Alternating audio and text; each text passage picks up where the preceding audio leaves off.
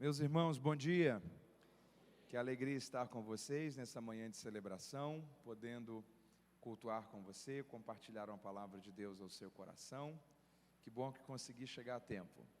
Ontem eu preguei à noite em Mauá, no interior do estado de São Paulo, e o voo hoje era pela manhã às 6 da manhã, saindo de lá, pousando 7h30 em Confins. Mudaram a malha aérea, saiu de lá às 8 da manhã. E aí teve toda essa logística um pouco mais demorada, mas que bom que eu consegui chegar a tempo para poder estar com vocês e deixar também uma palavra de Deus ao seu coração nessa celebração. Que bom estar aqui com esse casal de amigos, pastor Juan, pastora Keila, e poder servi-los, que Deus possa falar com a sua vida, que essa palavra possa trazer graça de Deus sobre você, direção sobre as suas decisões, que possa te fazer muito bem. Está com sua Bíblia aí? Vamos lá? Eu gostaria de ler com você no livro de Ruth, capítulo 1. Eu gostaria de ler alguns versículos com você nessa manhã, nesse texto. Ruth, capítulo 1. Enquanto você encontra aí, deixa eu só te dar um bom aviso. No final do culto você tem 3 livros que vão te abençoar e te servir muito. 3 obras. A primeira delas é uma enciclopédia sobre a vida dos personagens bíblicos. É uma obra que eu levei mais de 7 anos escrevendo ela, são quase 500 páginas. Talvez você diz, Mateus, eu tenho dificuldades às vezes em ler um livro de 100 páginas, o que eu vou fazer com um livro de quase 500 páginas? Essa obra aqui não é uma daquelas obras, daquela que você lê da página 1 até o final, a não ser que você queira, mas é uma obra de pesquisa. Então, sabe aquele momento que você está lendo um texto da Bíblia e tem uma dúvida ali? Está lendo sobre Jó, você vê que na letra J, às vezes tem 10, 15, 20 páginas explicando a vida de um único personagem da Bíblia. Então é um material que vai ser muito útil, tanto para a sua leitura diária da Bíblia, como também para um tempo de estudo, uma dúvida que você tem quando está lendo um texto, talvez uma aula, uma mensagem, um conteúdo que você tem que preparar para compartilhar nas suas redes sociais, uma ferramenta que vai te servir muito.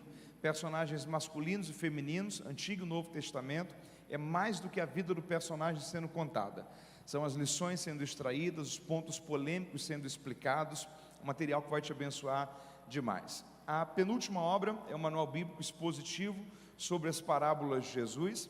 Esse é um material que eu dediquei algo em torno de quase 4 anos escrevendo ele, para você ter uma noção da riqueza das parábolas, a importância que esse conteúdo possui. 1/3 dos ensinos de Jesus foram em parábolas, 42 parábolas ao todo. A grande maioria delas está dentro de um universo cultural muito diferente do nosso. Deixa eu te dar um exemplo. Por muito tempo eu pensei e preguei que as 10 virgens em Mateus 25 representavam ali a igreja.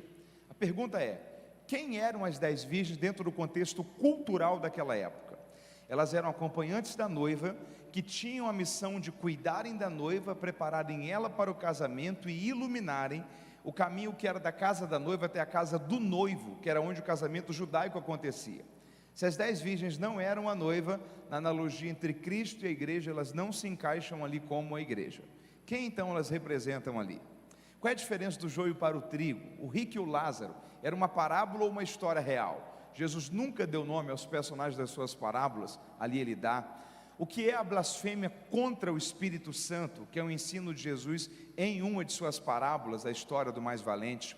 Então são mais de 300 páginas, te explicando todas as 42 parábolas que Jesus contou, dentro de um contexto cultural, interpretativo e exegético, analisando o grego bíblico em cada uma daquelas parábolas. E o último livro é o Guia do Estudante da Bíblia, é uma obra que eu publiquei agora recentemente. Ele é fruto de anos pesquisando sobre os pontos mais polêmicos da Bíblia. Quando a gente fala sobre dúvidas sobre a Bíblia, todos nós, hora ou outra, já tivemos uma. As pessoas possuem dúvidas sobre assuntos diversos da Bíblia. As pessoas possuem muitas dúvidas, por exemplo, sobre escatologia bíblica. As pessoas se perguntam muito sobre o Apocalipse, tempo do fim, como que a gente entende a linguagem escatológica da Bíblia. Então você tem aqui muitas questões envolvendo escatologia. Por exemplo, várias questões envolvendo a grande tribulação. Muita gente ainda se pergunta, Jesus volta antes ou depois da grande tribulação, segundo a cronologia do que a profecia bíblica diz? Qual é a diferença, por exemplo, do tribunal de Cristo para o juízo final? A igreja passa ou não pelo juízo final? Um dos pontos mais polêmicos da escatologia bíblica é a ressurreição dos mortos. Eu não sei se você já parou para pensar sobre isso, mas um dia você vai ressuscitar, sabia disso? Os salvos ressuscitarão para o arrebatamento, os ímpios para o tempo final do juízo final. A grande questão é se todos nós um dia iremos ressuscitar. A ressurreição, ela se dará nessa matéria aqui ou numa matéria transformada. Os mortos, eles possuem memória ou não? Nós reconheceremos ou não as pessoas no céu? Já tem questões múltiplas de dificuldade de compreensão bíblica. O dilúvio, ele foi universal ou foi local? A Bíblia diz que as águas do dilúvio encobriram toda a terra. Noé vivia no atual território do Oriente Médio. Tem espécies que são nativas apenas de uma região. Tem espécies que vivem apenas, por exemplo, na floresta amazônica, no Polo Norte, no Japão, que é uma ilha. Se Noé vivia só no território do Oriente Médio e o dilúvio foi universal, como que o Noé fez para preservar todas essas espécies? Você tem às vezes um texto que diz que Jesus curou um cego em Jericó, o outro fala que curou 2 cegos em Jericó. Perguntaram para Jesus, qual sinal nós teremos sobre a sua morte e ressurreição? Ele disse, eu darei apenas um sinal a vocês, o sinal de Jonas. Do mesmo modo que Jonas ficou 3 dias e 3 noites no ventre do grande peixe, o Filho do Homem também ficará 3 dias e 3 noites no seio da terra. Pensa comigo uma coisa, se Jesus foi crucificado numa sexta tarde, ele ficou morto sexta noite, sábado o dia inteiro, sábado à noite, mas ele já ressuscitou nas primeiras horas do domingo de manhã. Você não tem ali 3 dias e 3 noites, você tem ali 2 noites, um dia inteiro e um pedaço de um segundo dia. Jesus foi crucificado numa sexta ou numa quarta-feira. Como que a gente entende isso? Então são centenas de questões que todos aqueles que amam entender e estudar a Bíblia, hora ou outra vão passar por uma delas. E esse é um material que vai te ajudar a entendê-las de uma forma lúcida, racional, porém bíblica e muito bem argumentada. É um material que vai te abençoar muito para o seu tempo de crescimento pessoal sobre a Bíblia. Guia do Estudante da Bíblia. Qualquer um dos livros, um é 50, 2 80, os 3 120. Você tem nos 3 aproximadamente 1000 páginas de comentários e explicações bíblicas. São mais de 12 anos de escrita, pesquisa e produção literária. Você pode adquirir no cartão, parcelar sem juros no crédito, ou ainda por débito ou Pix. O final do culto vai estar à sua disposição. É um material que vai te abençoar muito, vai servir você e a toda a sua família. Você me entendeu? Diga amém. Ruth capítulo 1, eu gostaria de deixar essa palavra ao seu coração, a partir do verso 1. A palavra de Deus está escrita assim: nos dias em que os juízes julgavam, houve fome na terra, e um homem de Belém de Judá saiu habitar no país de Moabe, ele, sua mulher e os seus 2 filhos. Chamava-se este homem Elimeleque, sua mulher Noemi, e os filhos se chamavam Malom e Quilion. Eles eram efrateus de Belém de Judá, foram a Moabe e ficaram ali. Morreu Elimeleque, marido de Noemi, e ficou ela com os seus 2 filhos, os quais se casaram com moças moabitas. O nome de uma era Orfa e o da outra Ruth. E quando já fazia quase 10 anos que moravam ali, morreram também os 2, Malom e Quilion, ficando assim a sua mulher desamparada de seus 2 filhos e de seu marido.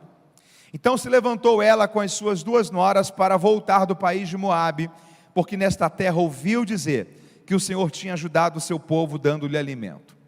Pelo que saiu do lugar onde estava, e as suas 2 noras com ela, e indo elas caminhando para voltar à terra de Judá, disse Noemi às suas noras: ide e voltai, cada uma para a casa de sua mãe, e o Senhor use convosco de benevolência, como vocês fizeram comigo e com os falecidos. O Senhor vos dê que acheis descanso, cada uma em casa de outro marido. E então ela as beijou, levantaram a voz e choraram.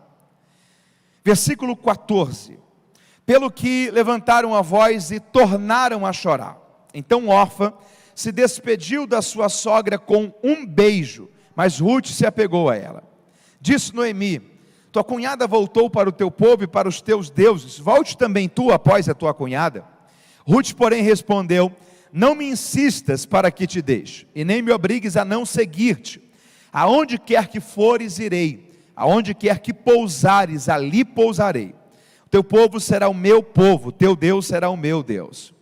Aonde quer que morreres, morrerei eu, e ali serei sepultada. E faça-me o Senhor o que bem lhe aprouver, se outra coisa que não seja a morte me separar de ti. Vendo Noemi que de tudo estava resolvida a ir com ela, deixou-lhe falar nisso. Assim as 2 mulheres foram-se até que chegaram em Belém. E entrando elas em Belém, toda a cidade se comoveu por causa delas. As mulheres perguntavam: não é esta Noemi?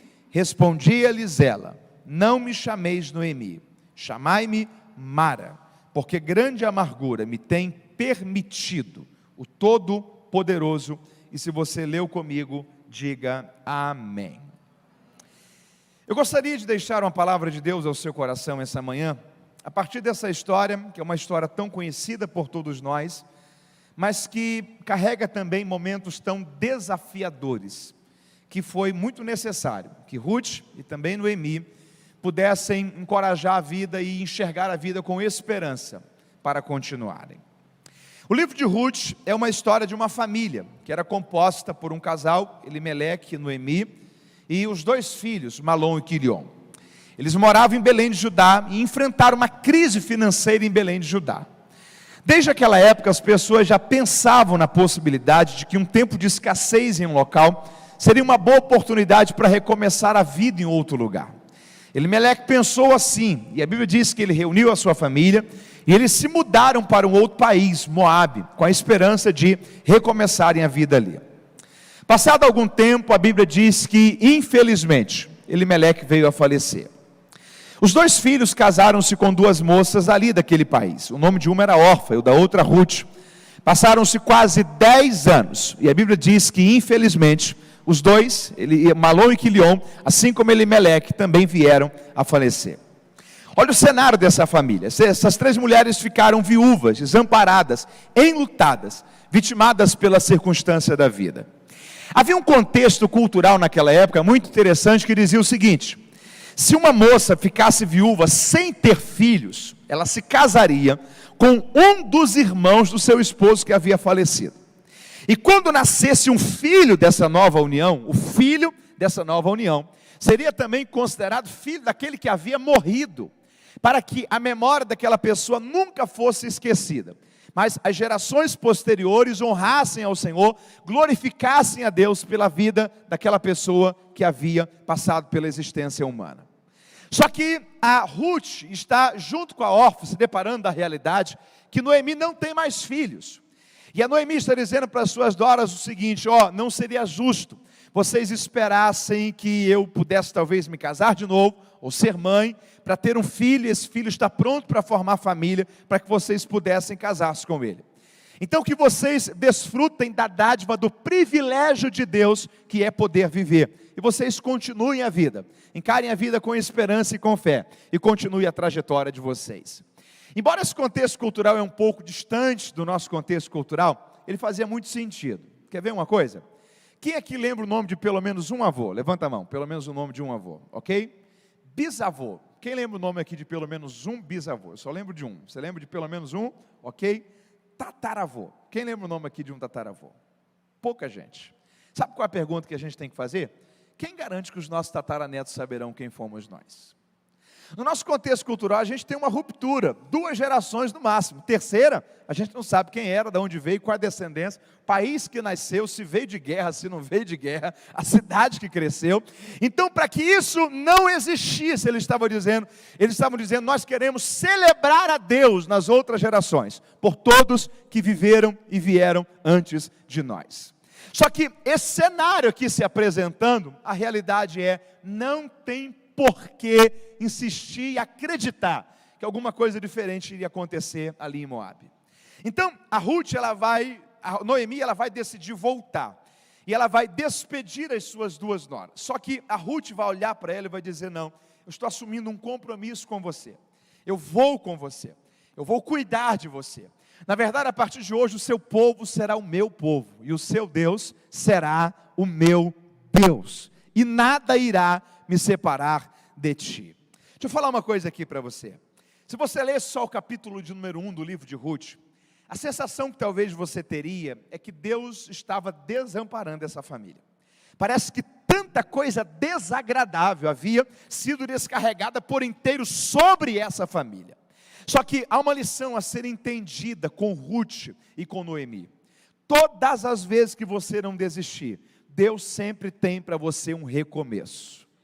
Todas as vezes que você não perder a esperança, mas confiar que Deus é poderoso para nos surpreender e nos recompensar pela nossa perseverança, Deus sempre vai ter um caminho que Ele vai preparar para você, para mostrar a você que vale a pena perseverar. Quando elas chegaram em Belém, a situação era terrível. Olha que cenário, a Bíblia diz que as mulheres de Belém olhavam para Noemi e diziam o seguinte: espera aí, você não é Noemi? E ela falava: não, não me chame de Noemi, me chame de Mara. Você lembra do contexto do Êxodo? 3 dias depois de terem passado e atravessado o Mar Vermelho, eles chegaram com muita sede, uma fonte de águas, mas as águas eram amargas.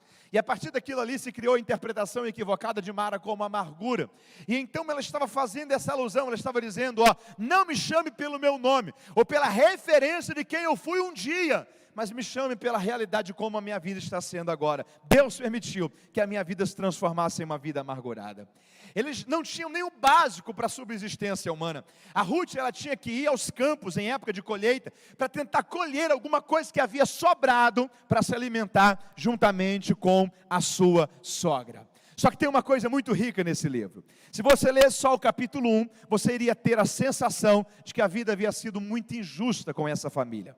Mas quando você ler a partir do capítulo 2, os capítulos 3 e 4, até o final da história desse livro, você vê que essa Ruth, ela vai se casar com um moço chamado Boaz, que era um fazendeiro e era um parente distante de Elimeleque.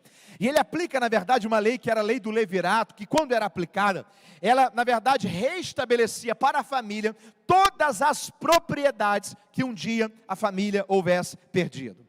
Então olha que cenário, um livro que começa com a história de luto, tristeza e dor, é um livro que termina com festa, com alegria. É um livro que termina com um casamento de Ruth e Boaz. E quando nasce um filho dessa união, que é Obed, a lei do levirato também permitia que o filho dessa nova união fosse considerado também filho do esposo que havia morrido. Então o filho de Boaz com Ruth, que é Obed, é considerado filho de Malom.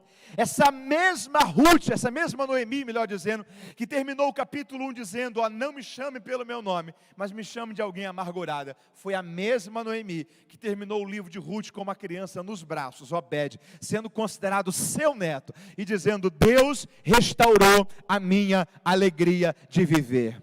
Sabe o que a Bíblia está ensinando para a gente aqui? Se você terminasse só a leitura no capítulo 1, você iria terminar a leitura muito triste. Mas se um dia dessa semana você pegar para ler o livro de Ruth e ler até o capítulo 4, você lê que foi um capítulo muito triste, mas não era aquele capítulo que iria definir como que a história iria terminar. A vida ela é feita de capítulos, mas não são os capítulos que definem como a história vai terminar.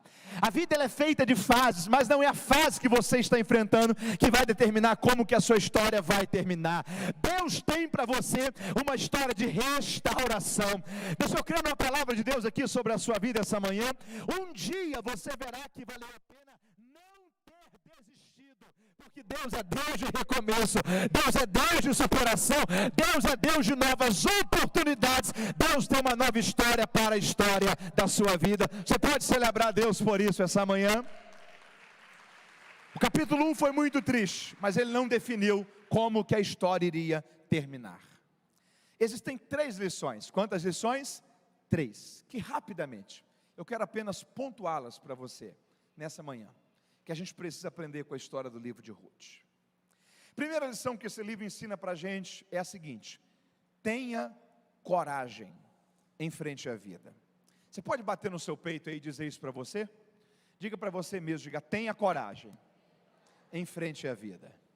Deixa eu falar uma coisa para você aqui, cuidado, para você não permitir que as coisas que deram errado na vida das outras pessoas, sejam projetadas sobre a sua vida. Você imagina se a Ruth para e pensa o seguinte: quer saber de uma coisa? A última pessoa próxima aqui que se mudou para recomeçar a vida em outro local, morreram, Elimeleque, Malom e Quilion. Imagina se ela tivesse projetado para a vida dela o que tinha acontecido com eles. O que tinha acontecido com ela? Ela teria ficado em Moabe, e teria perdido toda a história tão extraordinária que Deus tinha preparado para a vida dela. Sabe por que ela viveu todo esse milagre de superação? Porque apesar dos riscos, apesar de não ter todas as respostas que ela precisava, ela teve coragem e enfrentou a vida. Tem uma frase que eu gosto muito que diz o seguinte: em 10 anos, quantos anos? 10. A grande maioria das pessoas vai se arrepender mais das coisas que não fizeram do que das que fizeram. Em 10 anos, a grande maioria das pessoas vai se arrepender mais das coisas que não fizeram do que das que fizeram. A gente se arrepende sempre do abraço que a gente não deu, do telefonema que a gente não fez, das férias que nós não tiramos, da oportunidade que nós não aproveitamos. Quase sempre a dor do remorso é sempre muito maior do que a dor da frustração, porque as pessoas na maioria das vezes se arrependem mais das coisas que não fizeram do que das que fizeram. Certamente a órfã nunca venceu a interrogação de o que teria acontecido se eu tivesse pelo menos acreditado e ido junto com Noemi e com Ruth para Belém. Só que a história aconteceu para Ruth, a história aconteceu para Noemi. Por quê? Porque elas entenderam que era preciso ter coragem para enfrentar a vida. Deus quer nos ajudar a entender que a gente precisa receber uma dose de coragem para que um novo tempo dele aconteça sobre a nossa trajetória. Eu quero crer que esse ano de 2023 vai ser um ano de um início de uma nova história de Deus sobre a sua vida, porque Deus vai te encher de coragem. Nem sempre você vai ter todas as respostas que você precisa.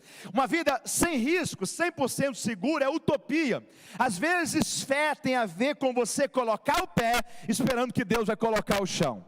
Às vezes você não vai ter todas as garantias que você precisava, mas se você tiver coragem e colocar a sua confiança em Deus, Deus vai te recompensar pela sua atitude de fé, e você viverá uma história extraordinária de Deus sobre a sua vida. Primeira coisa que a gente precisa aprender com esse livro: tenha coragem, enfrente a vida. Segunda coisa, cuidado para você não perder o tempo da oportunidade. Deixa eu falar uma coisa aqui para você. Nenhuma oportunidade é parada, nenhuma. Toda oportunidade tem uma velocidade. Umas são tão rápidas que se você não aproveitá-las no momento, talvez você nunca mais as tenha de volta, ok? Oportunidade tem movimentação. A mesma oportunidade que apareceu para Ruth, apareceu também para Orfa. A Orfa fez o quê? Ficou. E a Ruth seguiu.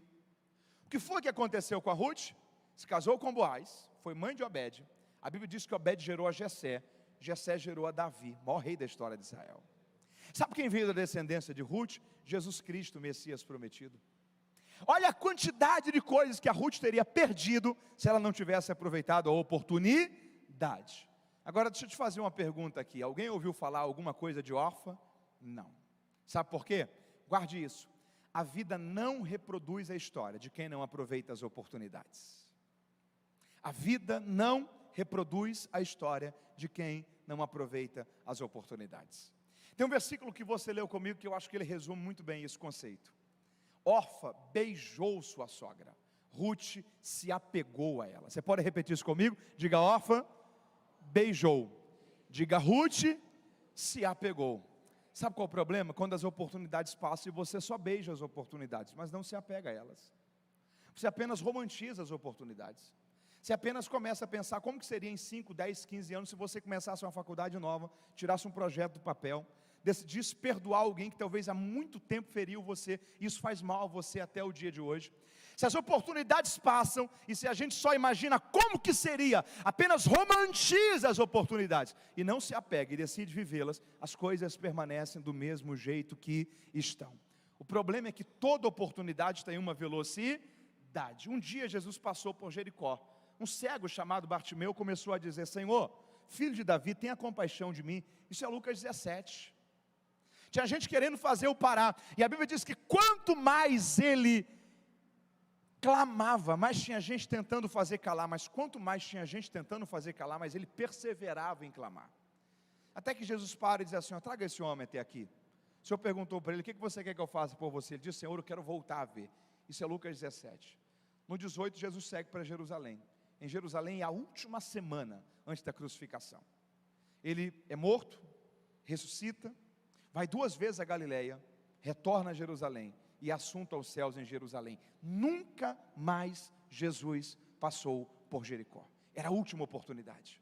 Quando aquele cego insiste em clamar e tem gente tentando fazer calar, era como se ele estivesse falando: essa oportunidade ela é única, ela é rápida demais, eu não vou deixá-la passar, eu vou me apegar a ela, eu vou viver o que Deus tem preparado para a minha história. Deixa eu destacar uma coisa aqui para você sobre Ruth. Existem 4 mulheres que entraram na genealogia de Jesus. Quantas mulheres? 4, na genealogia de Mateus: Ruth, Betseba, Tamar e Raabe. Ruth, Betseba, Tamar e Raabe. Ruth, uma mulher totalmente improvável, ela era moabita. Uma moabita ser progenitora do Messias? Muito pouco provável. Raabe era prostituta em Jericó. Tamar deitou-se com um sogro para ter um filho dele. Betseba, você sabe muito bem o histórico dela. Se fosse a sua genealogia, sabe o que a gente ia falar? Tira essa turma daí. Tem mais gente para ser citada nessa lista aí. A genealogia do Messias está sendo escrita. O Senhor está dizendo: coloque Ruth, eu sou Deus de pessoas improváveis. Coloque Raabe, coloque Tamar, coloque Betseba. O Evangelho é para pessoas que nem sempre foram perfeitas. O Evangelho é para gente que pode até ter tropeçado sim em algum momento, mas tem uma coisa em todas essas mulheres: elas podem até ter errado em um momento, mas elas decidiram não permanecer no erro. Elas levantaram a cabeça e elas decidiram viver uma nova história. Não perca as oportunidades que Deus tem dado a você para reescrever a vida, para levantar a cabeça, para começar de novo e para confiar que Deus vai te ajudar a viver os melhores anos da história da sua vida daqui para frente, porque Deus é Deus de novas oportunidades. Glórias sejam dadas ao Senhor Deus por isso.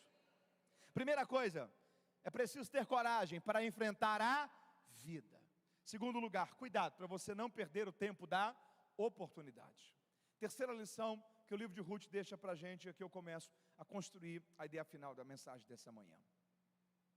Você lembra quando a Noemi andava pelas ruas de Moabe, pelas ruas de Belém, o que as mulheres diziam? Peraí, essa daí não é Noemi? E ela falava: não me chame de Noemi, me chame de Mara. Eu já expliquei a vocês o contexto da ideia de amargura equivocada pela interpretação do Êxodo. Sabe o que é curioso aqui?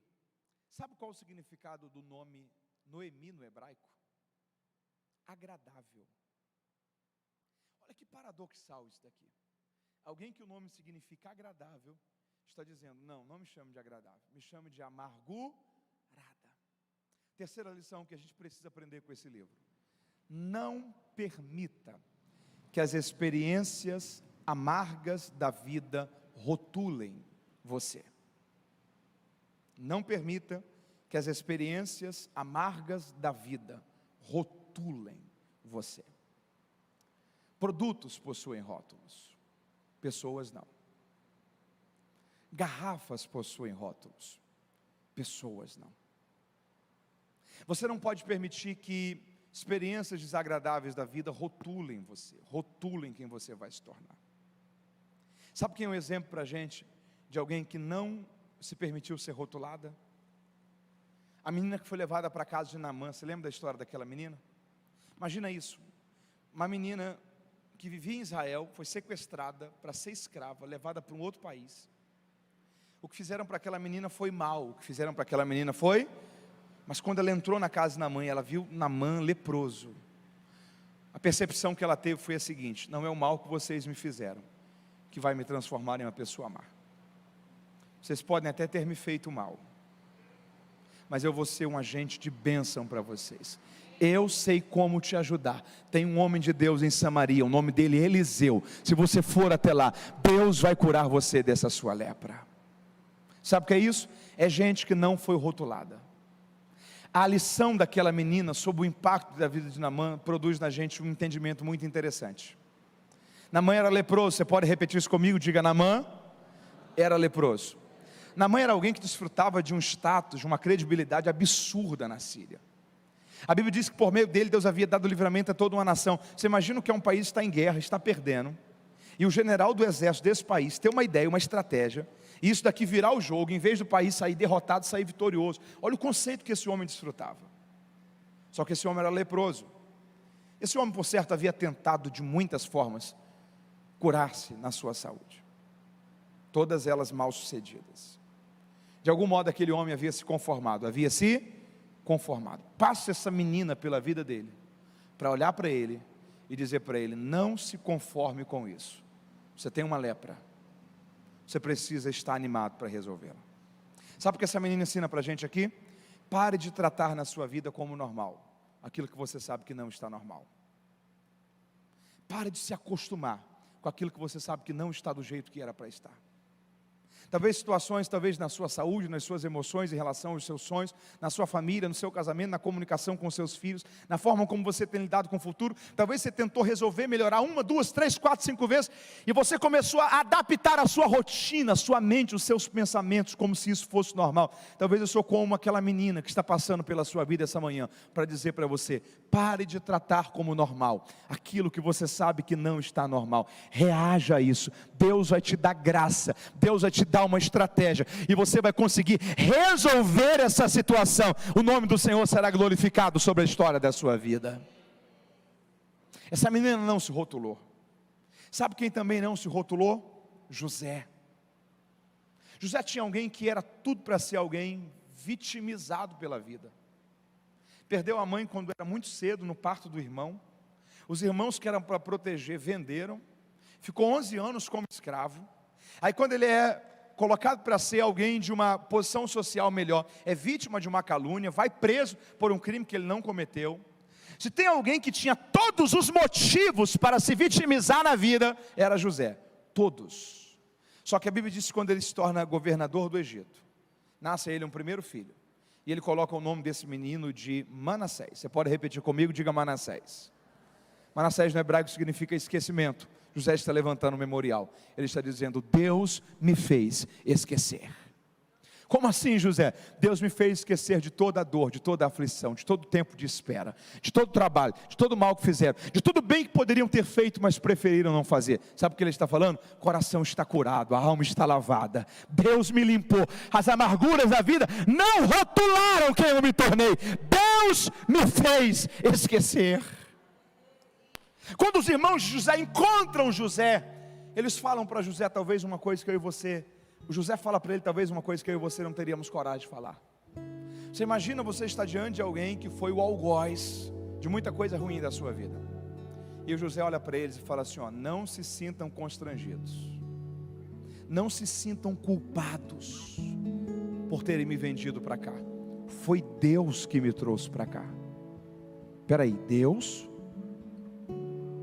Me tiraram por 21 anos do meu pai, disseram que eu estava morto, sofri 11 anos como escravo, fui preso injustamente, 2 anos preso de forma inocente, e a oportunidade que eu tenho, eu não transfiro a consequência? Deus que me trouxe para cá. Sabe o que o José está falando? O meu olhar para trás não é de tristeza, o meu olhar para trás é de gratidão. O que ele está dizendo é: graças a Deus que vocês me venderam para cá. Se vocês não tivessem me vendido para cá, eu estava até hoje em Hebrom, vivendo a mesma vida, na mesma realidade, sob as mesmas circunstâncias, debaixo dos mesmos paradigmas. Deixa eu falar uma palavra de Deus aqui para você. Um dia você vai olhar para trás e você não vai mais se queixar de algumas coisas que aconteceram, mas você vai dizer: muito obrigado, eu não entendi na hora, mas se Deus não tivesse permitido acontecer do jeito que for, eu estaria no mesmo lugar, vivendo as mesmas realidades, nas companhias das mesmas pessoas, sendo vítima das mesmas circunstâncias. O que ele está dizendo é: Deus cuidou da minha trajetória, ainda que eu não estava entendendo o que ele estava fazendo. Primeiro filho, Manassés, Deus me fez esquecer. Aí na sequência nasce um segundo filho, e nesse menino ele coloca o nome de Efraim. Se Manassés no hebraico significa esquecimento, Efraim no hebraico significa crescimento. Sabe o que ele estava dizendo? O Deus que me fez esquecer é o mesmo Deus que me fez crescer na terra da minha aflição. Ele estava dizendo: as experiências amargas da vida não me rotularam. Deixa eu destacar aqui um último ponto para nós orarmos. Quem nasceu primeiro, Manassés ou Efraim? Quem? Efraim só nasce em um ambiente onde Manassés já nasceu primeiro. Mateus, o que você está falando para mim? Só cresce quem esquece, só desenvolve quem perdoa, só avança quem decide deixar para trás o que precisa ficar para trás. Perdão não é um sentimento, perdão é uma decisão. Perdão é cura. Perdão é lembrar sem sentir dor. Só que não perdoar alguém é a mesma coisa que tomar o veneno esperando que outra pessoa morra. Porque é você que está se ferindo, se angustiando, alimentando raízes de amargura. E a pessoa está vivendo a vida dela de boa, na praia, lá em Cabo Frio agora. E você talvez com a sensação de, um dia a vida dá o troco. O Senhor está dizendo para você: esquece, perdoa. Paulo disse uma coisa fácil: deixando para trás as coisas que precisam. Tem coisa que precisa ficar para trás, não é uma escolha, precisa ficar para trás. Uma coisa fácil: deixando para trás as coisas que precisam ficar para trás, prossigo para o alvo, pelo prêmio da soberana vocação de Deus em Cristo Jesus. Cura. Eu estou encerrando essa palavra dizendo para você: tenha coragem em frente à vida. Não perca o tempo das oportunidades. Não permita que as experiências amargas da vida rotulem você. O Senhor está falando para você: eu vou ressignificar a sua dor, o seu passado, a sua história. Eu disse uma frase para você no começo dessa mensagem, eu quero concluir com ela. Um dia você verá que valeu a pena não ter desistido, porque Deus é Deus de restauração. Você pode repetir comigo essa palavra? Diga: restauração. Quando a gente fala sobre restauração na Bíblia, tem uma pessoa que a gente se lembra: quem? Jó. Perdeu tudo e Deus lhe restituiu tudo em dobro. Os filhos vieram em 10. Mas pensa comigo uma coisa aqui: a gente tem que desromantizar a nossa visão sobre Jó. Ele tinha quantos filhos? 10. Deus deu a ele quantos filhos depois? 10. A Bíblia diz que ele tinha 3.000 ovelhas, 6.000 camelos. Você acha que alguém chegou para ele e falou o seguinte: rapaz, eu vou ajudar o Jó. O Jó tinha quantas mil ovelhas? Tinha 3.000 ovelhas, então eu vou dar para ele 6.000 ovelhas. Você acha que aconteceu isso? Você acha que alguém olhou para ele e falou o seguinte: quantos camelos você tinha, Jó? 6.000, então eu vou te dar o dobro. Você acha que aconteceu isso? Não. Talvez alguém olhou para ele e falou o seguinte: rapaz, que pena do Jó, hein? Quem viu o Jó e quem vê hoje? Mas Jó era tão gente boa. Eu vou dar umas 10 ovelhas para o Jó. Outro falou: vou dar umas 15 cabeças de gado. Alguém falou: vou dar uns 4 camelos. Aquilo ali foi reproduzindo ano após ano. 10 filhos nasceram no tempo da restauração. Quem aqui é mãe? Faz assim com a sua mão. Quanto tempo você precisaria para gerar 10 filhos? 10 anos no mínimo. Um ano nasce um filho, nasce 30 ovelhas, nasce 50 camelos, nasce 20 bezerros. Quando eu entendi isso, Deus trouxe uma frase ao meu coração: restauração não é algo que acontece da noite para o dia. Restauração leva tempo. Quando você lê Jó 42, aquilo ali são 8 versículos, 10. Você lê em 1 minuto, 2. Talvez um dia alguém vai contar a sua história daqui 20 anos e alguém vai dizer: uau, para contar a história foi 3 minutos. Só você sabe o quanto tempo levou. Quantas lágrimas derramadas, quantas perguntas sem respostas. Mas eu estou encerrando essa palavra dizendo para você: um dia você verá a pena, que valeu a pena não ter desistido, porque Deus é Deus de restauração. Essa palavra vale para você? Fique em pé comigo, eu quero orar com você em nome de Jesus. Que essa palavra traga sobre você esperança, coragem para lutar, sensibilidade para aproveitar as oportunidades. Que essa palavra traga sobre você uma visão de destino clara. Que essa palavra traga sobre você confiança em Deus. Você pode repetir comigo? Diga: confiança em Deus.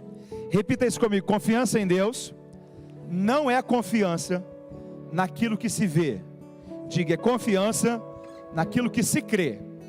Vamos de novo, diga: confiança em Deus não é confiança naquilo que se vê. Diga: é confiança naquilo que se crê. Na mente da Ruth era só cuidar da sogra, Deus já tinha visto Boaz. Na mente da Ruth era só cuidar da sogra, Deus já tinha visto Obed. Na mente da Ruth era só cuidar da sogra, Deus já tinha visto Jessé. Na mente da Ruth era só cuidar da sogra, Deus já tinha visto Davi. Um dia Jessé olhou para Davi e disse: vá levar comida aos seus irmãos no campo. Na mente de Davi era só levar comida para os irmãos, Deus já tinha visto Golias. Você não tem noção do que Deus já viu, do que Deus já preparou. Não tem a ver com aquilo que os seus olhos conseguem ter como garantia hoje, tem a ver com aquilo que Deus já preparou para o teu futuro. Deus vai te guiar para uma história extraordinária. Quem está entendendo e pode glorificar a Deus por isso? Coloque sua mão no seu coração, vamos orar. Diga comigo: Senhor Deus, eu ouvi a tua palavra. Diga: ó Deus, que essa palavra seja como uma semente, que toque a minha vida, que guie o meu coração, que não me deixe perder os planos e propósitos do Senhor para a minha história, mas me dê coragem, Senhor, me dê sensibilidade, para não perder as oportunidades do Senhor, e diga: ó Deus, não me deixe se rotular pelas experiências ruins da vida, mas me dê graça para viver uma nova história em Ti, para a glória do Teu nome. É o que eu te peço, em nome de Jesus. Amém e amém.